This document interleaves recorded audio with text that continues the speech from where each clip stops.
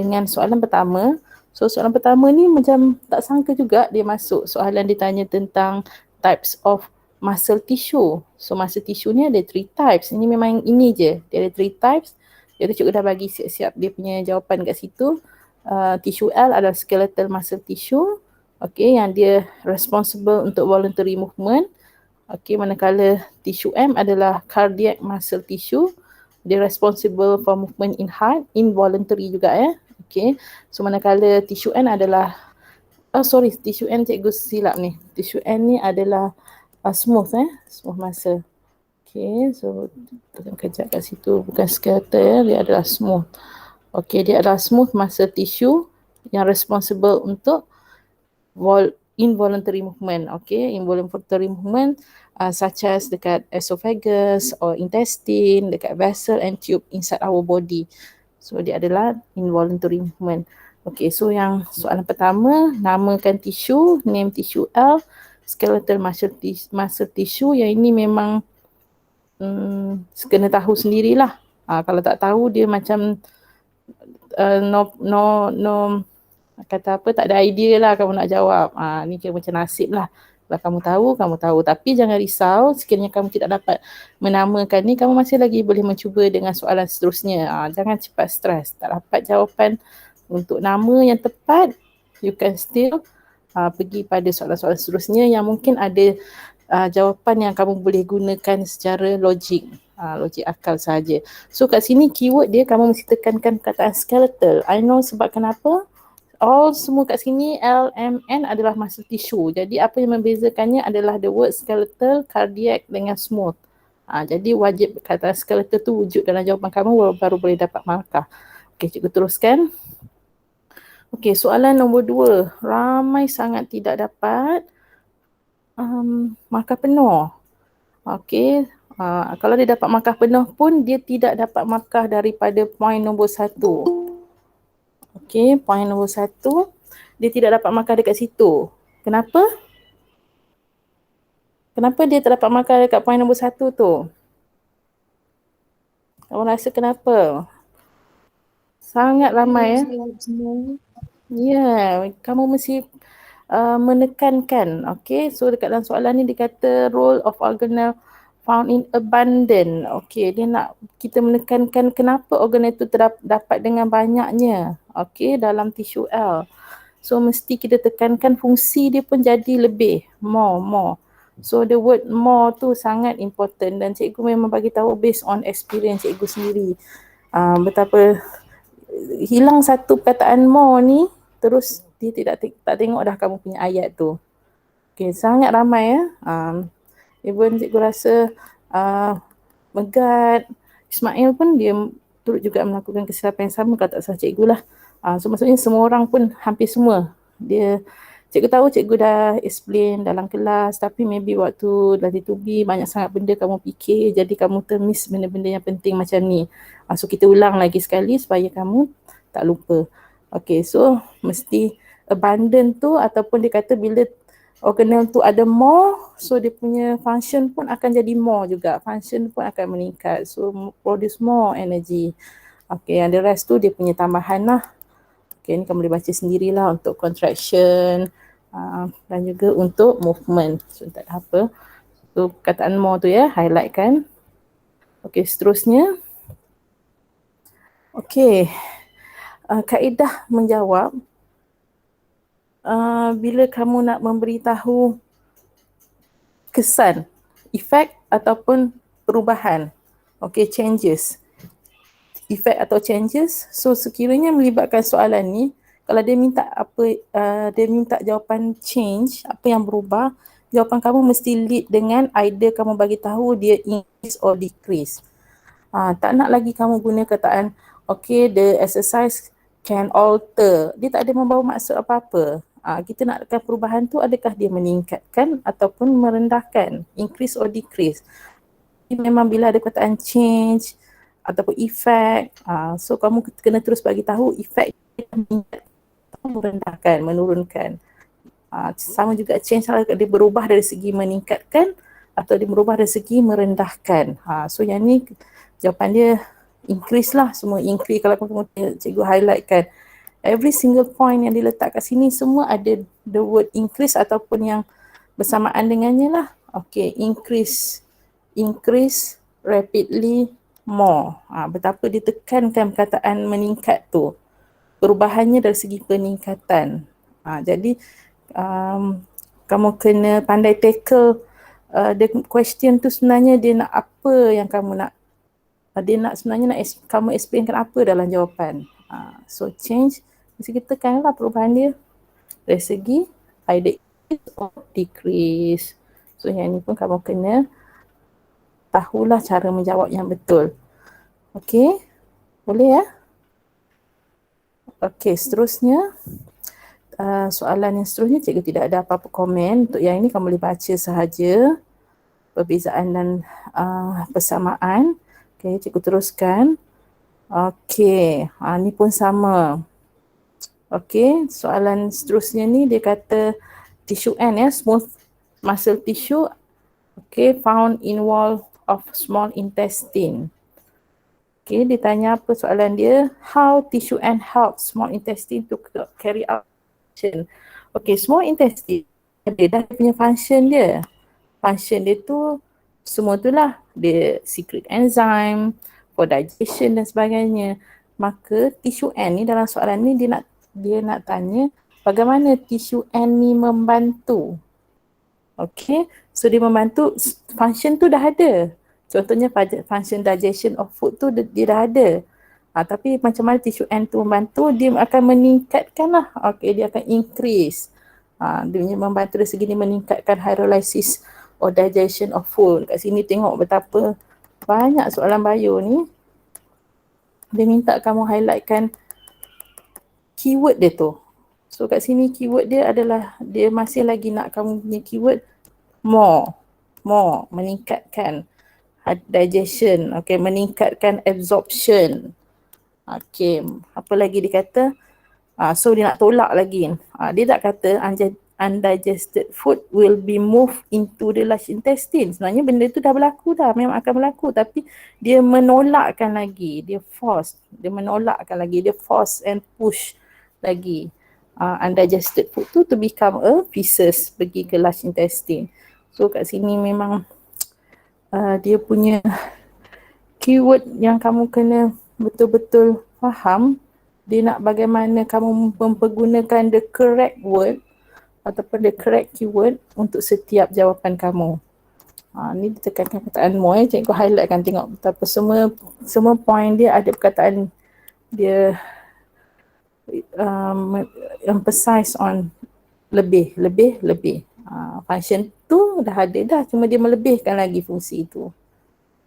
Okay, so itu lagi sekali apa kesalahan yang pelajar sering lakukan. Okay, cikgu teruskan tentang stem cell ni, tidak ada masalah ya. Cikgu stem cell ni ramai jawab betul. Untuk apa, yang ni kamu boleh tengok dalam kamu skema jawapan sendirilah.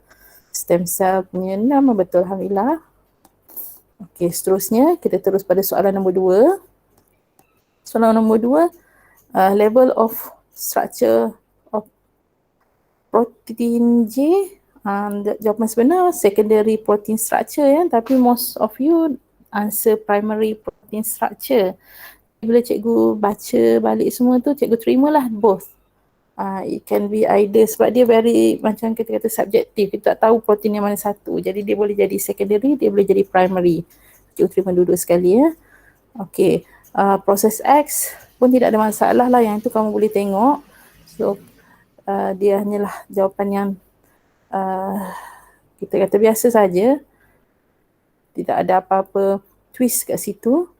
Okay, different between proses X dengan Y iaitu condensation dengan hydrolysis pun tak ada apa-apa yang cikgu nak ulas kat sini. Kalau kamu silap tu, maybe kamu silap dari segi teori lah, hanya kamu perlu baca semula untuk kukuhkan teori kamu. Okay. Okay, jawapan C ni cikgu tersilap ya. Cikgu tak tanda rasa. Cikgu rasa macam cikgu terlupa nak tengok kamu punya gambar. Kat sini. Ya. Kamu tolong cek jawapan masing-masing. Gambar kamu cikgu terasa macam hari tu sebab nak rushing cepat tanda kan. Cikgu macam terlupa nak cek kamu punya gambar ni. Cek masing-masing. Inilah adalah gambar sebenar yang dalam kotak merah ni. Gambar untuk berlakunya enzyme substrate complex tu. So jawapan yang atas ni, galactose dengan glukos tu, itu jawapan dia. Boleh jadi bertukar-tukar lah C dengan D tu mana satu. Okay, ni pun tidak ada apa-apa. Okay, kita bincang sikit. Ni tak pernah lagi keluar soalan ni. Okay, tentang lactose intolerance. Ni banyak berlaku ya dia, dan bagus soalan ni dia keluarkan. Memang ini adalah antara perbincangan antara ibu-ibu yang baru mendapat anak. So kebanyakan yang mendapat baby yang dapat lactose intolerance, dia boleh jadi anak dia kerap muntah-muntah, cerit-berit dan sebagainya. Okay, so di mana dekat sini dia adalah masalah baby yang kekurangan enzim lactase. Okay, insufficient in lactase. Okay, sebenarnya dia bukan sampai besar, tapi dia setengah baby ni, bila dia lahir, dia ada kekurang matangan beberapa organ badan dia, dan dia ambil masa yang agak lama untuk matang berbanding dengan baby yang lain. Dia selalunya dia akan masa kecil je dia mengalami lactose intolerance. Ada juga yang sampai besar, tapi mostly waktu kecil je sebab tahap perkembangan ataupun pertumbuhan baby berbeza-beza. Okey, ada yang dia lambat matang organ badan dia. Sama macam kes kalau baby kena kuning. Kalau dia kena penyakit kuning tu, dia ada satu dia punya fungsi pada dia punya hati, dia gagal untuk menukarkan ada satu tindak balas lah. Jadi dia kurang matang dekat situ fungsi dia, jadi dia kena kuning. Ada baby tak kena kuning sebab dia punya organ tu dia dah aktif menjalankan fungsi dia. Tapi itu hanya peringkat awal sahaja. Sama juga kes lactose intolerance ni. Okay. So kat sini dia kata hydrolysis of lactose, okay. Jadi less lah berlaku. Okay. Less consume. Okay. Okay. Kembung perut dan cerit-berit. Okay, seterusnya yang cikgu nak tekankan kat sini ada beberapa perkara ya. Yang perkara yang pertama dari segi jawapan kamu. Okay, so ramai mencuba jawab. Tahniah. Dan di 2 markah ya, ramai juga dapat 2 dan ada juga dapat 1. Okay, antaranya adalah kita boleh tukar bagi dia free formula, lactose free formula milk. Okay, yang dia tidak ada lactose. So yang ni salah satu cara yang biasa digunakan ya untuk ibu-ibu muda yang baru dapat baby. So yang seterusnya dia boleh gunakan juga soy base sebab soy ni dia tidak ada lactose. Okey, yang cikgu nak tekankan ramai yang suruh bagi susu ibu. Susu ibu dia ada lactose. So untuk temporary, sementara cikgu kata dia punya organ badan dia belum lagi matang, untuk temporary dia kena avoid breast milk. Kalau breast milk ni adalah yang paling bagus sekali untuk sementara waktu dia punya body tidak boleh mengeluarkan lactase, maka pada waktu itu dia kena avoid breast milk sebab breast milk dia contain lactose. So itu yang cikgu nak tekankan. Maksudnya bukan semua baby dia boleh consume breast milk. Ada yang dia lambat sikit, dia ambil masa. So untuk sementara dia boleh guna lactose free formula dengan soy based formula. Okey, jawapan yang paling ramai jawab, kamu kata apa? Bagi suplemen apa? Enzim enzim lactase enzim suplemen. Bagi dia suplemen yang ada enzim. Itu pun cikgu tak terima sebab cikgu tak pasti dia praktikal ataupun tidak untuk baby, untuk kita bagi such as suplemen macam tu. Jadi solution dia bagi terus milk, tukar terus milk dia, tapi milk yang free lactose. So yang ni cikgu tak boleh terima lah. Siapa yang jawab ni ramai sangat jawab bagi suplemen enzim lactase. Okay. Terusnya, okay ni pun tak ada apa-apa. Ni pasal orang yang underweight ya, sebab dia kunyah makanan laju-laju. Kamu ada macam tu tak? Kunyah makanan laju-laju. Jadi makanan kamu dia tidak absorb ataupun dia tidak digested well or absorb well.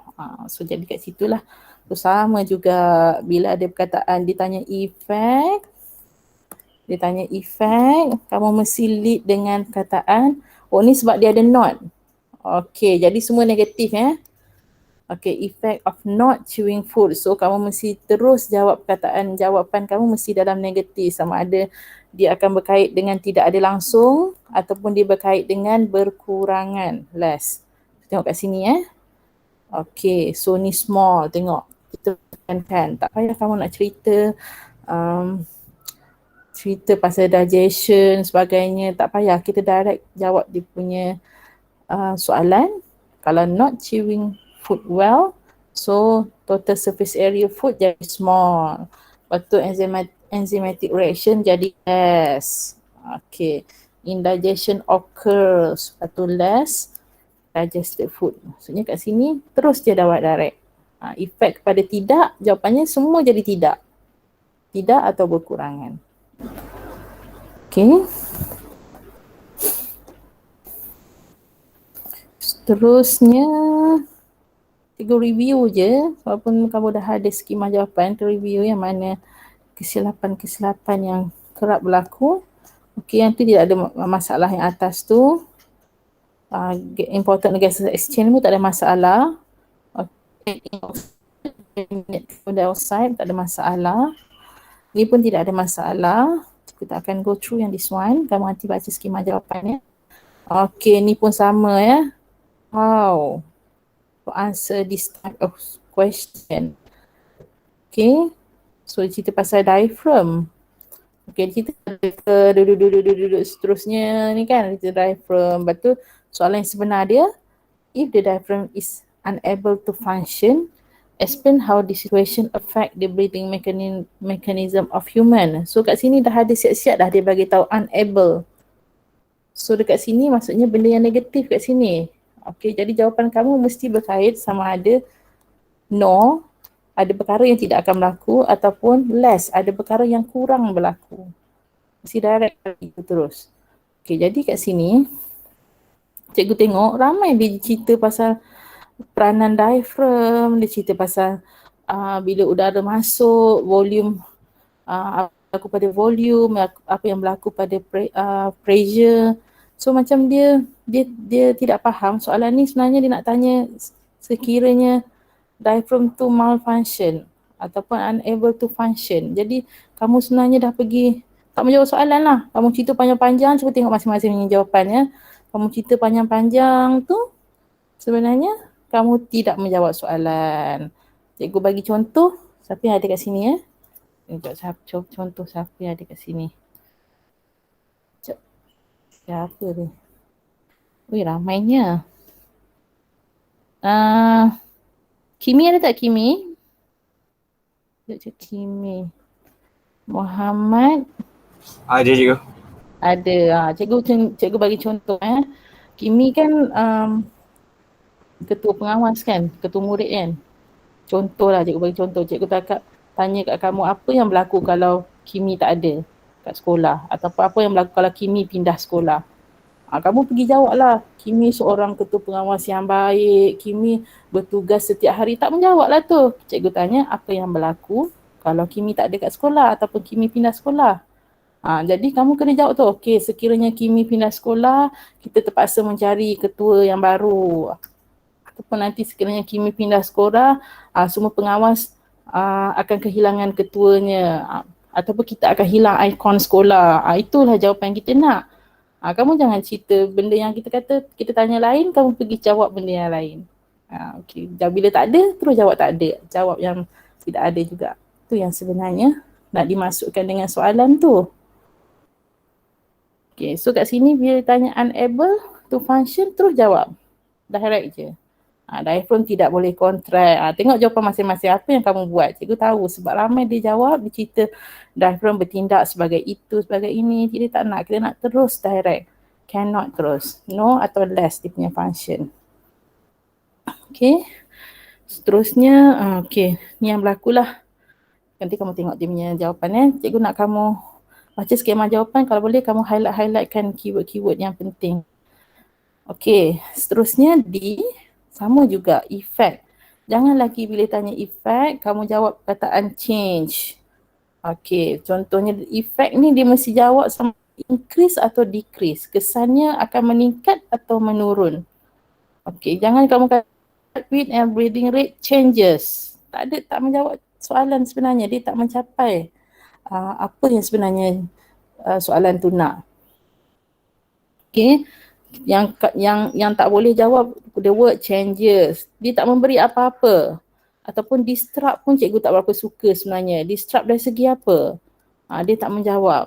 Disrupt, change apa lagi? Contoh-contoh word yang sebenarnya dia erti dia tu terlampau general. Dia tak spesifik kepada kesan yang sebenar kita nak. Alter pun tak nak. Okay. Influence. Orang dah tanya effect, kamu pergi jawab lah. Okay, yes. Smoking can influence the heartbeat rate and breathing rate pun tak nak juga. Dia tidak memberi jawapan sebenar yang dikendaki oleh soalan. Okay, jawapannya kalau effect, jawab terus sama ada breathing rate increase or breathing rate decrease. Sama juga heartbeat rate increase or decrease. So nampak kat situ ya. Ayat pertama dia hampir setiap ayat tu dia ada perkataan increase tu high lah, higher increase. So kat sini dia ada higher heartbeat rate ataupun breathing rate. Okay, so dia punya breathing rate pun sama, jadi faster and deeper. Okay, oksigen dia akan obtain more. Okay, heart pump faster. So dia bagi tahu juga sedikit penerangan kat sini kalau kamu tengok point nombor 2 ya. Okay, kenapa mesti jadi begitu? Sebabnya perlawanan ataupun competition between carbon monoxide dengan oksigen to combine with hemoglobin.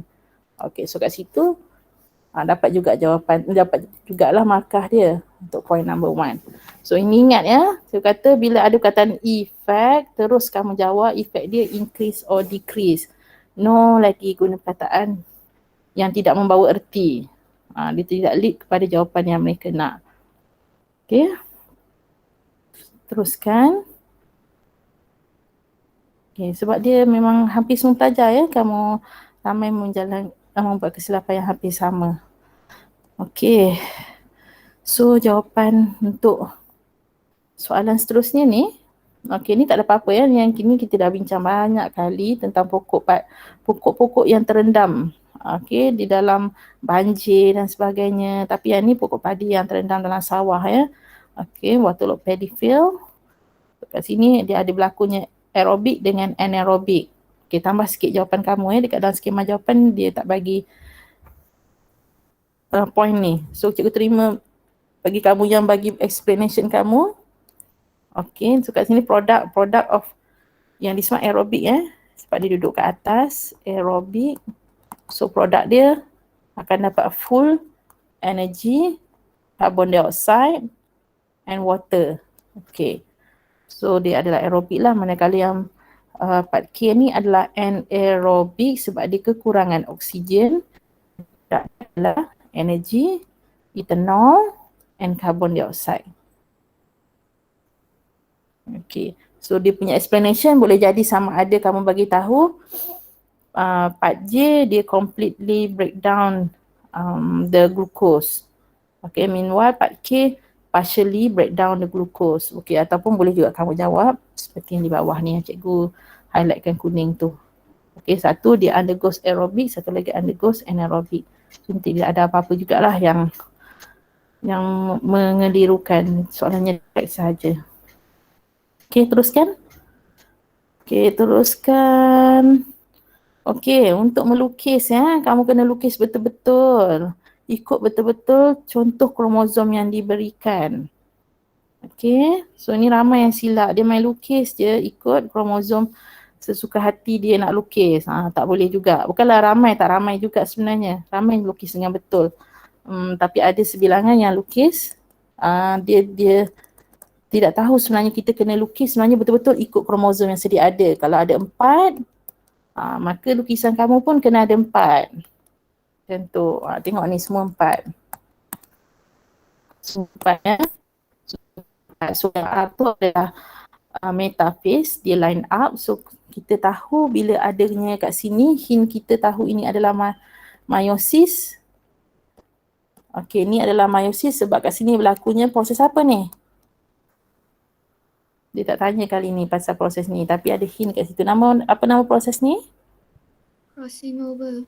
Crossing over. Okay, but thank you. So bila ada crossing over, dia adalah terus meiosis. Okay, meiosis. So meiosis dia mesti beratur berpasangan. Okay, line up in pairs ataupun homologous chromosome line up. Okay, perkataan homologous chromosome kita nak tekankan tak boleh kromosom sahaja. Okay, so ini tak ada, ini lukisan je, tak ada apa-apa, cuma lukisan kena betul-betul hitam putih pun semua kena ikut betul. Hitam putih semua macam mana rupa dia semua kena ikut betul. Cikgu rasa soalan kamu lebih jelas lah. Cikgu punya gambar ni kurang jelas. Okay, so itu jawapan untuk lukisan. Okay, ni jawapan yang untuk A dan lukisan. Okay, sama juga ni soalan yang berbentuk negatif. Apa yang berlaku sekiranya rosak. Dia kata, janganlah cerita lagi structure K tu apa fungsi structure K. Kita tak nak tu, kita nak tahu terus apa yang berlaku sekiranya structure K rosak. Okay, structure K tadi apa? Centriole ya. Kita tengok balik. Structure K centriole, yes. Okay, structure K is centriole. Terus bagi tahu. Kalau centriole rosak, apa nak buat? Okay, tu cikgu tanya kamu contohnya, apa yang berlaku kalau pintu kelas kamu rosak? Kamu pergi jawab pintu kelas ni fungsi dia sebagai ni, kita tak nak, kita nak terus tanya apa yang berlaku kalau pintu kelas ni rosak. Itu nak kita kena jawab soalan tu direct je seperti yang ditanya. Okay, so jawapan kat sini yang kalau damage dia mesti sama ada kamu jawab terus no ataupun less lah. So kat sini damage ni dia tak tunjukkan langsung tak ada. Damage ni dia boleh jadi function dia boleh jadi separuh saja. So kat sini dia kata bila central damage, okay, kuranglah terhasilnya spindle fiber. Less spindle fiber is formed. Okay, so apa yang berlaku semua jadi no, not full. Okay, kromosom ya. Ni satu lagi. Okay, cikgu ni pun baru tengok betapa dia bila ada perkataan dalam skema jawapan tu ada garisan ni, nampak ni? Ada garisan ni, ini maksudnya benda yang sangat wajib pelajar tulis. Cikgu pun bila kamu jawab yang ni dan cikgu tengok skema jawapan, okay, maksudnya dia nak kamu memang tulis the word homologous chromosome. Kromosom dalam bentuk pasangan tu lah. Jadi kat situ cikgu tak boleh nak pandai-pandai sendiri sebab skema dia dah bagi macam tu. So homologous chromosome tu mesti ada dalam jawapan. So homologous chromosome are not pool. Okay, then fail to separate. Homologous chromosome juga. So siapa tak tulis homologous chromosome, kamu tak dapatlah point yang kedua. Okay, tengok lagi. Terus dia bagi kesan pada yang direct sajalah. So produce gamete extra or less chromosome. Itu adalah jawapan untuk B1, kaedah untuk menjawab soalan yang berbentuk negatif. Bila kita tanya negatif, jawab terus negatif. Okey, seterusnya. Okey, yang ini kesilapan menjawab sangat ramai sebab dia tanya macam mana anak pada Puan Sri tu boleh dapat Down syndrome. Okey, how the daughter gets the genetic abnormality. So yang ramai jawab, dia orang jawab macam mana terhasilnya gamete yang ada gamete yang ada extra kromosom tu. Okey, dia bagi tahu pasal spindle fiber, dia bagi tahu pasal separation yang gagal berlaku during anaphase tu, separation yang gagal berlaku. Sebenarnya tak, dia yang soalan ni macam mana anak tu boleh dapat? Anak tu dapat daripada mak dengan ayah dia punya gamete lah.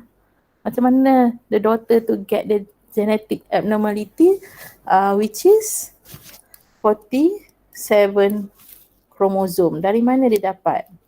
So 47 kromosom ni for sure lah dia dapat daripada 23, satu gamete yang 23 kromosom, satu lagi gamete yang 24 kromosom.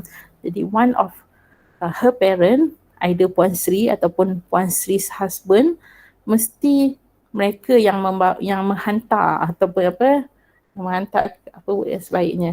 Mesti mereka lah yang telah mewariskan genetik tersebut melalui gamet masing-masing. So ni datangnya daripada gamet yang berbeza. So kamu tengok skema jawapan ya. So gamet daripada 44 kromosom, ini yang sebenarnya dia nak, sebab macam mana dia boleh jadi 47 tu dia nak tahu. So daripada 24 kromosom combine with 23 kromosom. So lepas tu berlakunya fertilization, barulah terjadinya 47. So ni jawapan dia. Okay. So ataupun kamu jawab juga first pair number 21 get 3 chromosome instead of a pair of chromosome. So boleh ke ni? Adik nak tanya ke setakat ni? Boleh cikgu dengar suara sikit? Okey ke? Cikgu tak dengar suara. Ada boleh okey. Okey. Suara cikgu clear ke sebenarnya? Clear. Clear okey. So ini pun yalah kita kata memahami sebenarnya soalan tu nak apa. Ada waktu-waktu tertentu pun memang kamu kena menung sikit tengok soalan tu. Sebenarnya dia soalan ni nak apa sebenarnya yang dia nak. Tapi dah jangan menung sampai kosong terus. Kekurangnya kena ada jawapan lah. Okey, seterusnya ini adalah soalan SPM ya. Dia ulang balik semula. Terkejut juga cikgu dia ulang balik soalan SPM, saya tak ingat. 2017 kot rasanya soalan SPM betul ni. Tentang buah yang dia buat bentuk macam ni. Tapi ini ramai jawab betul ya, cikgu takkan ulas lah. Ramai jawab betul. Ini adalah sebenarnya environmental factor that causes the watermelon in heart shape. So ini ramai jawab betul. Cikgu tak ulas lah, nanti kamu boleh tengok dia punya skema jawapan sendiri. Okey, soalan nombor 5. Buat apa kita ya? Sekejap. 2.5 baru. Okey, soalan nombor 5. Ada banyak immunity dekat situ. Okay, P active immunity, Q passive immunity. Okay, cikgu tak nak ulas kat situ, cuma dia suruh bagi reason. Masih ada tak ramai yang salah, tapi masih ada yang salah, dia masih lagi confused between active dengan passive. Okay, maksud dia cikgu dah highlightkan kat situ. Active tu maksudnya the body makes its own antibody. Kita masukkan dia, badan dia dengan apa? Dengan virus yang telah dilemahkan ke ataupun dead virus or bacteria. So nanti body dia akan produce its own antibody. Okay, manakala untuk yang pasif maksudnya kita terima terus antibody tu. Harap tidak ada lagi yang confuse pasal ni ya, sebab kamu lagi seminggu lebih nak SPM, jangan lagi dah confuse yang ni. Yang kita nak buat nanti untuk COVID-19 nanti yang mana? Untuk COVID-19 ni kita nak buat pasif ke aktif? Aktif. Boleh cikgu dapatkan jawapan? Aktif. Yes, okay. Ya, aktif. Kita bukan masukkan antibody tapi kita masukkan virus COVID-19 tu ke dalam badan kita dan kita let our body makes our own antibodies. So yang tu adalah aktif lah. Okay, so make sure jangan lagi dah confuse pasal benda-benda ni ya. Okay, seterusnya gambar akan jadi begini. Cikgu ramai ni, cikgu bagi Chan je ya, ramai yang dia dah naik ke atas, dia buat betul, lepas tu dia turunkan balik semula. Dia dah turun balik semula, selalunya jarang ya. So body kita ni dia ada level of immunity. So bila dah kita punya body tu dia dah reach beyond ataupun exceed the level of immunity, biasanya immunity tu akan kekal dalam badan. Biasanya lah. Secara teorinya dia akan kekal kat situ. Dia dah tak turun lagi dah sebab kita dah melebihi ataupun melepasi aras immunity tu. So dia akan terus straight macam tu. Takat ni kalau tanya cikgu adakah dia berkekalan sampai kamu tua, sampai akhir hayat kamu?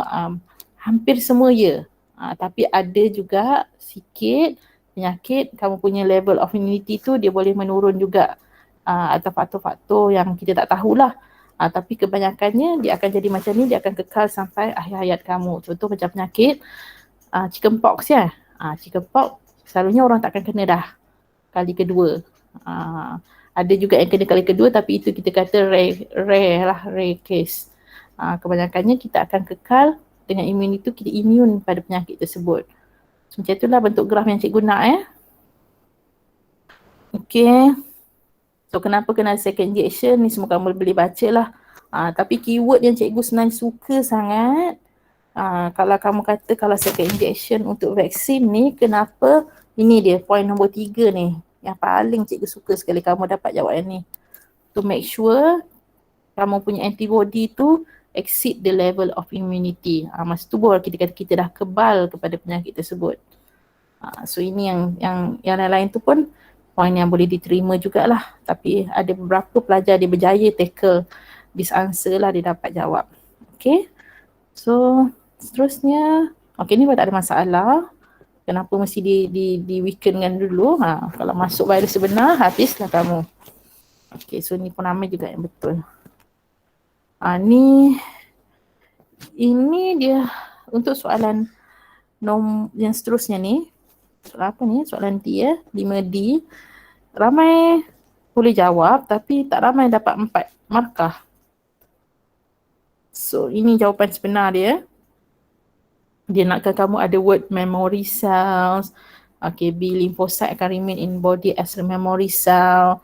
So memory cell tu dia akan store information untuk specific pathogen. Okay, then after that kalau sekiranya dia kena further infection, okay, dia akan help to defend the body, so that kita kata the body immune against the disease.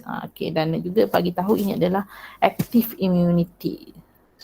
So itu 4 markah yang antara yang kamu boleh dapatkan lah, point-point dia di situ ya. Okay, seterusnya, so settle kita dengan section A. Okay, cikgu pergi ke Meet jap, tengok jap. Okay. So section A settle, ada tak yang kamu rasa cikgu perlu bincangkan juga? Section A okay ke? Boleh jawab chatting ataupun terus jawab, tak apa.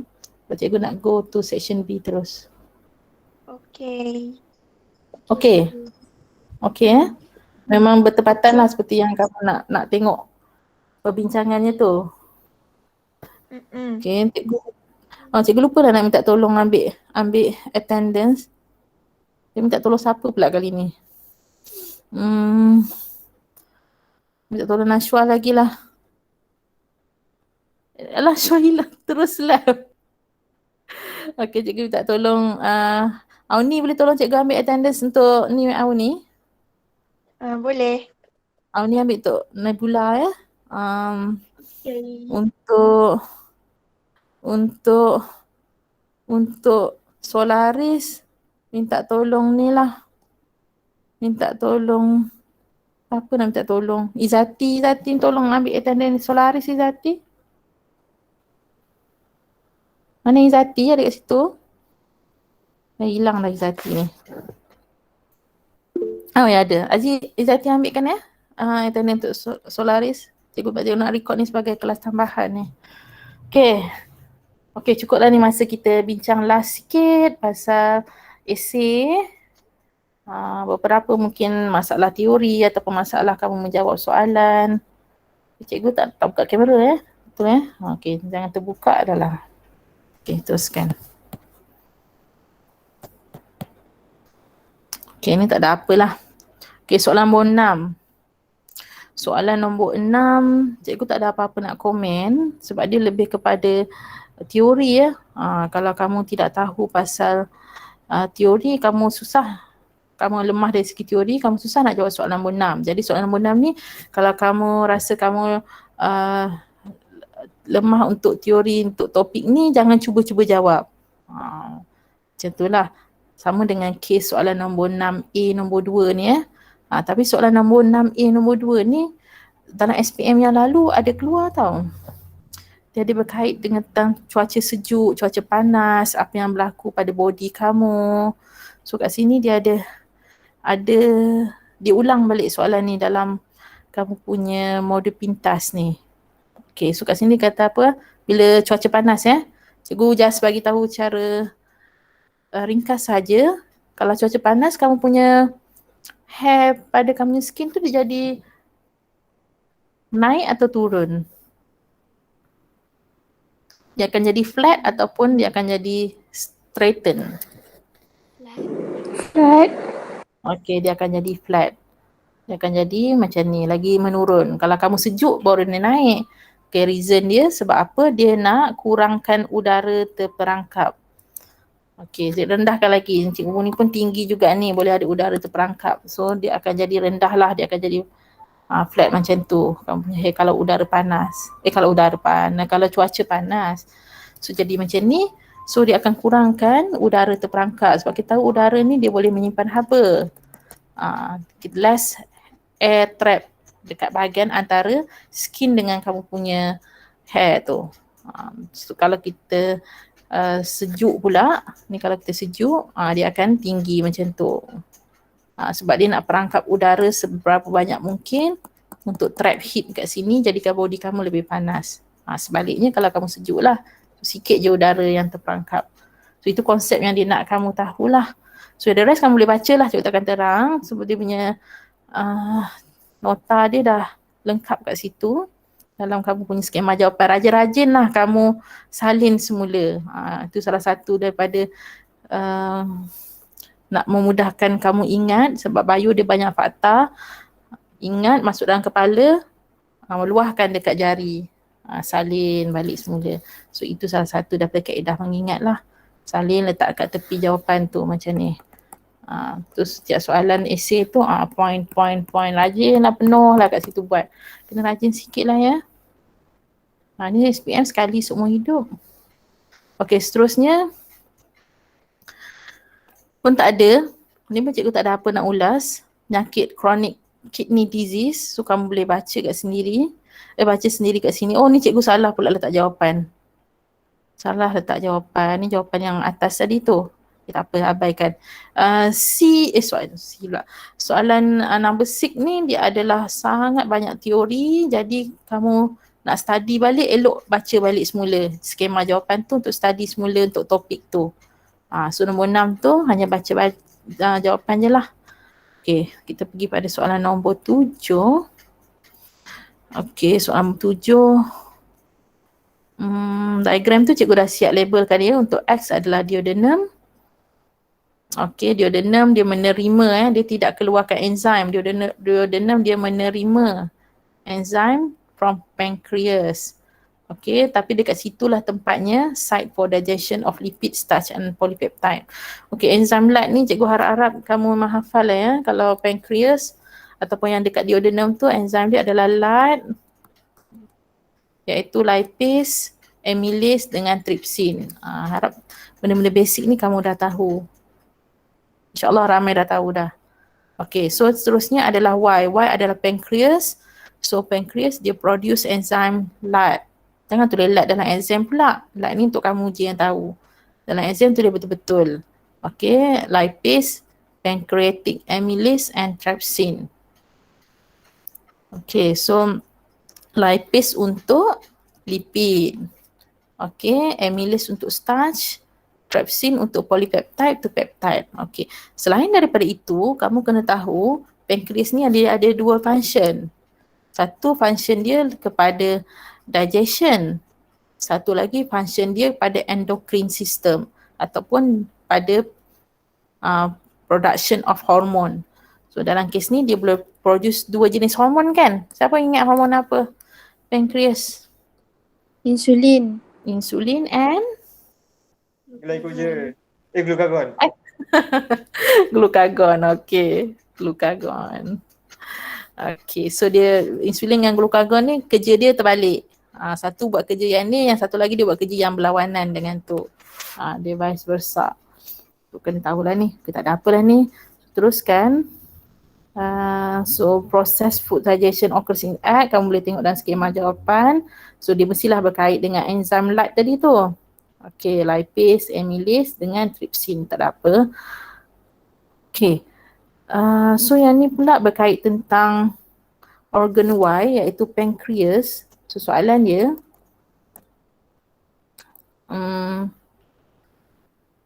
what he should do. Okay, so itu satu benda tau. Satu apa yang dia should do. Okay, what he should do to control the health problem. So satu lagi sebenarnya adalah apa health problem yang bakal berlaku. Okay, sekejap. Kenapa dia ada chatting kan? Sekejap. Cikgu, saya nak tengok duodenum. Kenapa duodenum yang tadi tu? Dan ni yang tadi tu ke? Nak tengok balik semula duodenum. Tu. Ada yang ambil nota kan? Sekejap kita tunggu kawan kejap. Jangan, dalam exam jangan tulis LAT ya. Dalam exam LAT tu adalah lipase, amylase dan trypsin.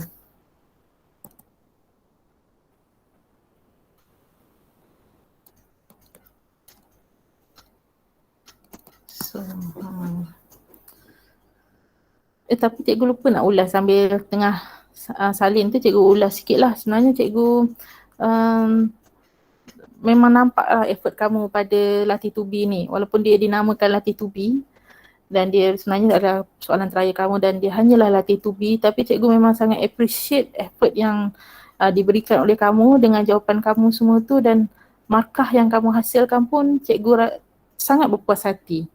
Okey, tahniah untuk semua yang telah berjaya menjawab kertas latih tubi, dan cikgu sangat boleh nampak effort yang apa yang kamu keluarkan untuk dapatkan seberapa banyak markah yang boleh dalam kertas latih tubi ni. Sebab itulah cikgu pun beria-ia menanda.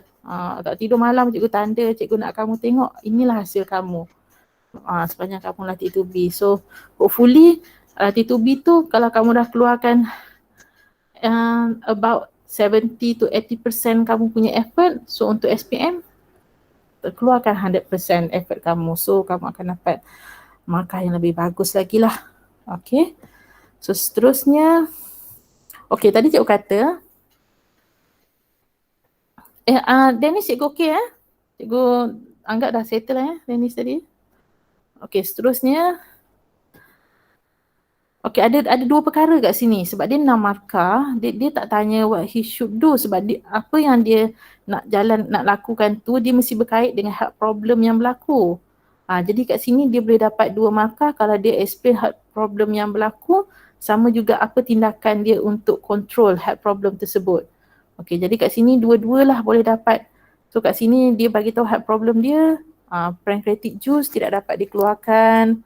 Okay, so enzim pun no enzim. Dia menyatakan enzim apa Okay, so lepas tu dia bagi tahu satu-satu. Okay, no digestion of yang kita bincangkan tadi lah, carbohydrate, protein and lipid. Okay, so tidak boleh ada absorption. Bila tidak ada digestion, tidak adalah absorption. Okay, pada masa yang sama, okay kamu tengok sebabkan pancreas ni dia ada dual function, ini semua adalah function yang berkait dengan digestion. Okay, pada masa yang sama, disebabkan pancreas juga kat sini telah dibuang, maka dia akan berkait juga dengan kat sini adalah endocrine system. Okay, iaitu pada enzim insulin and glucagon. Okay, di effect juga. So ada dua kat situ. So pancreas ni, dua-dua ni dia akan beri kesan. Cuma kamu kena tengok jugalah kalau soalan dia kata memang berkait dengan digestion, kamu fokus digestion lah, tapi soalan ni dia open. Maksudnya kamu kena bagi tahu dua-dua sekali. Okay, kat sini insulin, glucagon hormone, so dia akan decrease, okay, the regulation of blood sugar level. Okay, so endocrine system. So itu kamu boleh dapat dalam berapa makan yang kamu bagi, kamu boleh dapatlah kat situ. Cuma dia nak juga kamu bagi tahu langkah-langkah apa yang dia perlu buat. Okay, kat langkah kat sini, itulah consume less food, tak boleh makan banyak-banyak karbohidrat, protein dengan lipid. Okay, so kena buat injection of insulin, injection of glucagon. Yang ni tak ada yang buat langsung. Tapi boleh juga bagi jawapan sebab glucagon dah tak dapat dihasilkan. Jadi dia bolehlah buat injection of glucagon juga, ataupun yang ni pun tak ada yang jawab langsung. Dia boleh buat pemindahan pankreas ataupun pankreas transplant. Okay, yang lain-lain tu jawapan ada yang cikgu tak boleh terima, ada yang cikgu boleh terima, tapi bersenam semua tu tak boleh terima lah untuk kes ni. Dia kena ubah diet dia. Okay. Okay. Okay, kita selesai 10 minit je lagi, tak apa. Kita hanya fokuskan pada, okay, soalan ni apa masalah dia soalan fotosintesis. Dia tak ada masalah. Siapa yang jawab ni, maksudnya dia memang tahu. Lepas tu, dia memang dapat markah banyak. Siapa yang jawab soalan ni. Dia maksudnya dia memang tahu dan dia study pasal ni dan dia cuba jawab dan biasanya dapat markah banyak.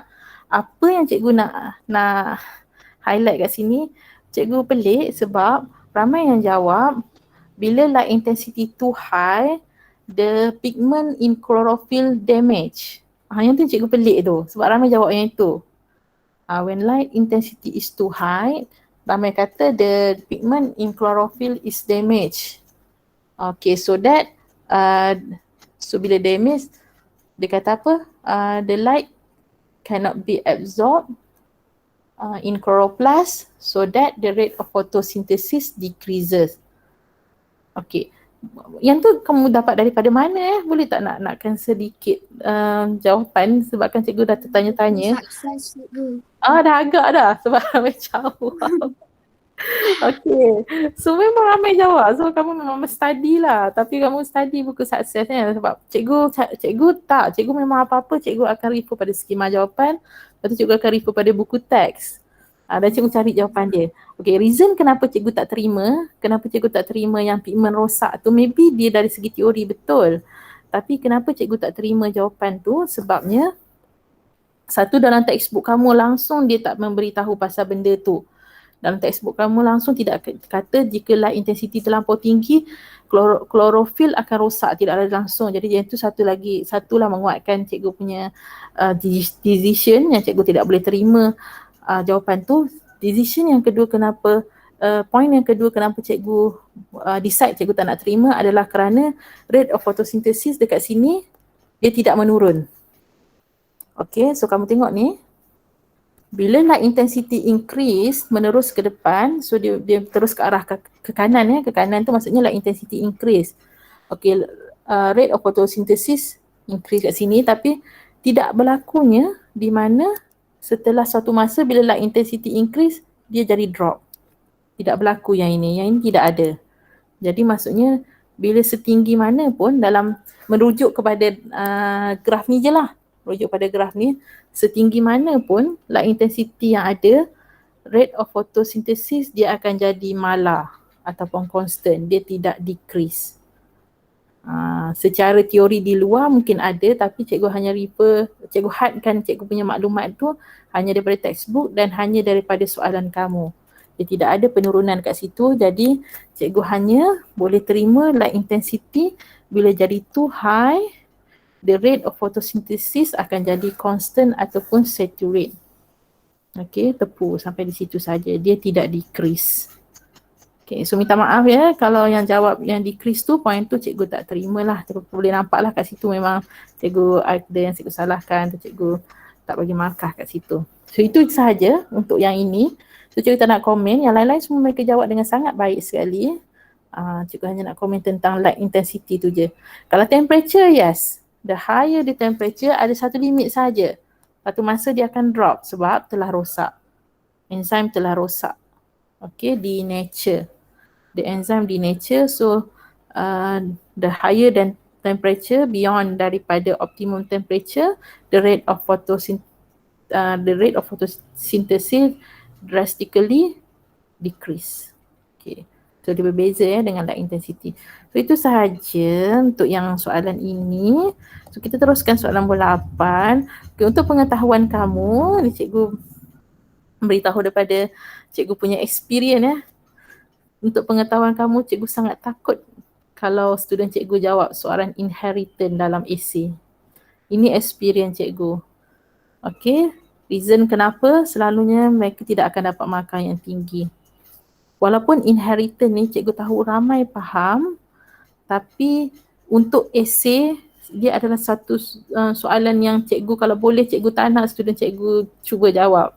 Sebab dia ramai yang dia akan misleading, dia answer dia akan misleading daripada apa yang question nak, dan satu lagi dia punya schematic diagram selalu tidak complete, tidak ikut seperti yang betul-betul cikgu telah ajar dalam kelas.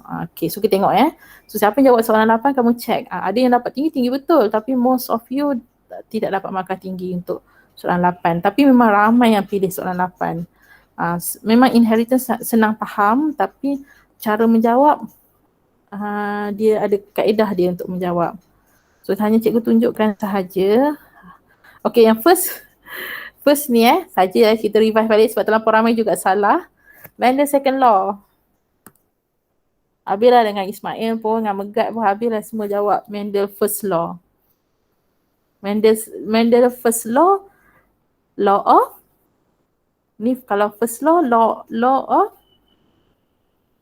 kalau first apa? Segregation ke cikgu? Segregation. Kalau first law segregation. Segregation, okay, di mana semua kita punya alleles tu ada pair. So setiap alleles tu bila nak menghasilkan gamete, all the pair of alleles tu dia akan segregate. Jadi setiap gamete akan terima only one allele sahaja. Itu first law. The second law ni, law of apa? Law of kamu ni tak boleh jadi lawyer lah semua ni. Law habis semua lari. Second law? Second law, law of independent assortment. Independent assortment. Okay. Independent assortment ni pula, setiap pair of allele tu dia boleh combine with another pair dengan randomly. Okay, dia boleh combine with another pair randomly. Kat sini penerangan dia. So kamu kat sini ni penerangan dia. Okay, each member of allele may combine randomly with either member pair of allele. Okay, so maksudnya dia tidak ada fix. Okay, mana-mana allele tu dia boleh combine dengan pasangan allele yang lain. Macam tu. So yang ni boleh baca buku balik lah. So jangan confuse first dengan second, nanti rugi markah macam ni. Okay, so seterusnya ni jawapan genotype Cikgu harap tidak ada pertanyaan pasal ni. So kalau kamu salah tu maksudnya kamu tidak faham lah macam mana dia boleh dapat offspring tu. So ni genotype untuk cross yang pertama. T besar, T kecil, R besar, R kecil, lepas tu T kecil, T kecil, R kecil, R kecil. Okay, yang kedua yang ini. Yang ketiga yang ni, keempat yang ni. Kalau cikgu ada tersalah tanda tu, abaikan je lah. Kalau cikgu ada terbagi betul pada kamu salah tu, abaikan je. Sebabkan cikgu memang menanda sampai tengah-tengah malam dengan nak rushing menanda dengan penuh bersemangat. Dan maybe benda-benda yang macam ni cikgu termiss sikit lah So abaikan. So ini jawapan yang betul Dia tidak boleh lain, memang ini sahaja cikgu dah check. So boleh check jawapan masing-masing ataupun nanti kalau ada masalah kamu boleh PM cikgu lah kalau ada benda yang kamu tak faham. Okay, schematic diagram. Kenapa cikgu sangat takut bila melibatkan schematic diagram? Kamu selalu tidak melukis schematic diagram dengan betul. Cikgu, ini bukan masalah kamu, ini masalah kamu dan sini-sini kamu juga. Sebab ini ada experience cikgu yang dah bertahun-tahun. Setengah student dia faham, jadi dia buat shortcut. Contohnya dekat sini dia TT dia dah faham dah shortcut. Okay, yang ni dia terus dapatkan dia punya offspring. Dia tak boleh, dia memang kena ikut dia punya kamu punya step by step tu. First akan berlakunya meiosis. So dia akan bercerai jadi empat gamete yang berbeza. Okay, so nanti setiap 4 gamete yang berbeza tu dia akan combine in the process of fertilization yang ini okay, dengan yang anak panah tu lah. So baru dapat dia punya genotype of offspring. Okay, so kat sini kena betul-betul ikut step. Dan cikgu tak nak ajar balik semula sebab kita dah banyak kali go through dalam kelas.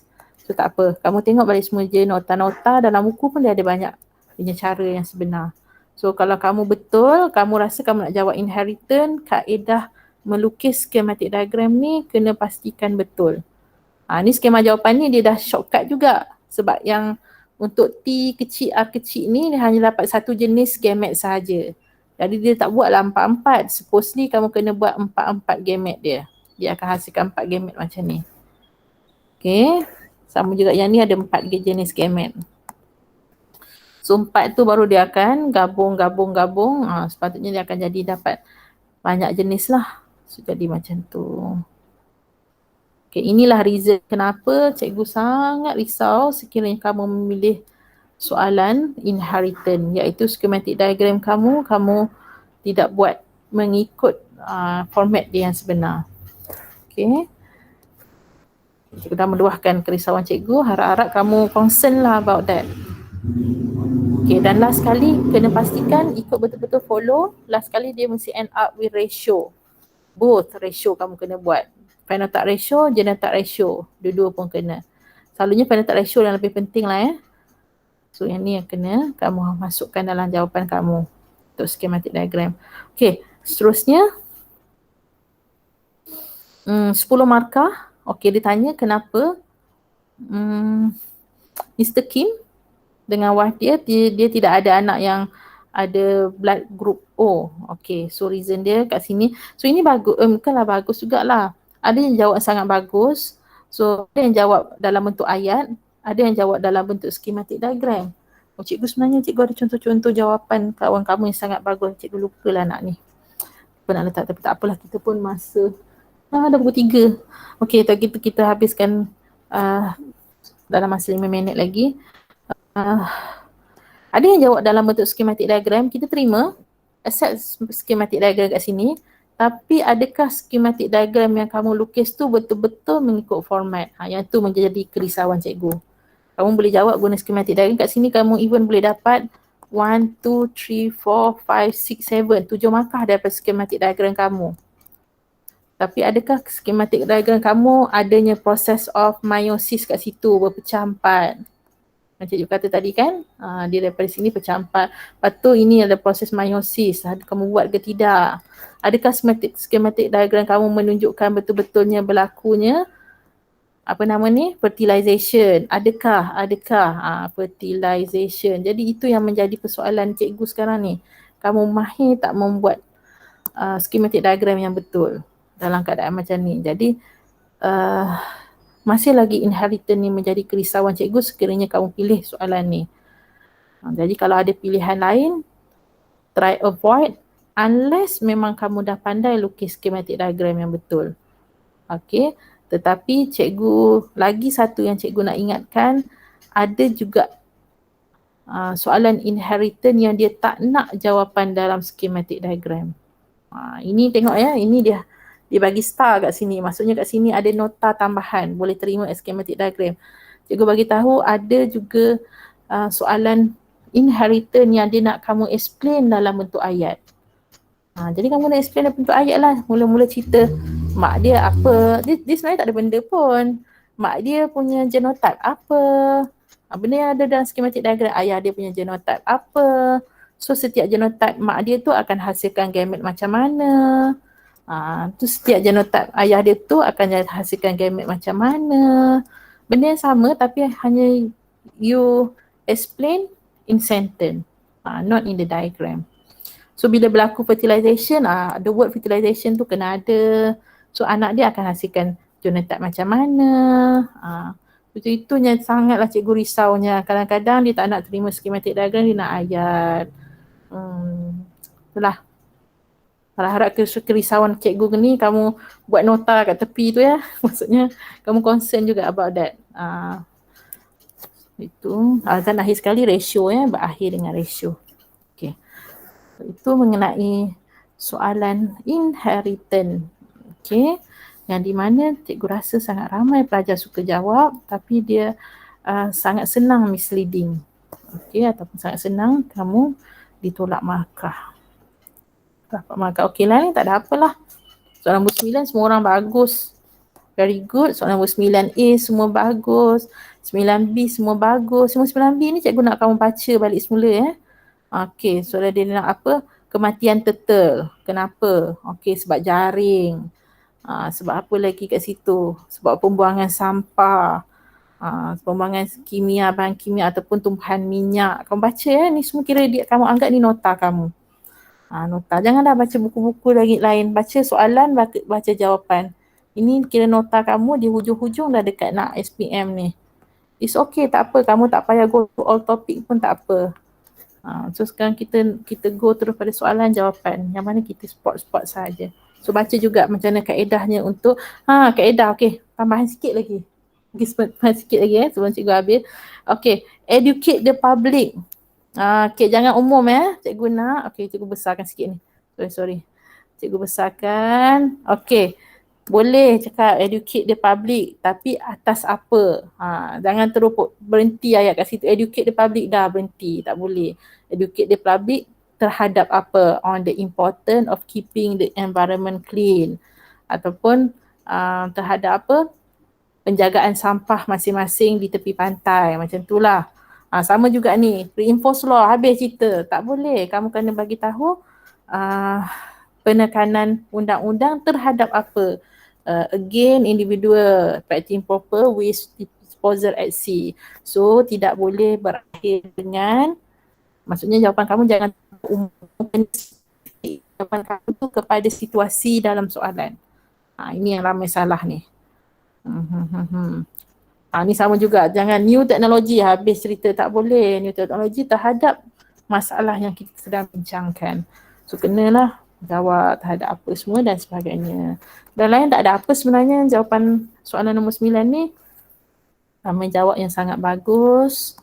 Okay, tahniah untuk semua. So cikgu harap kamu kekalkan momentum kita dalam SPM. Sekejap ya, cikgu nak stop presenting dulu.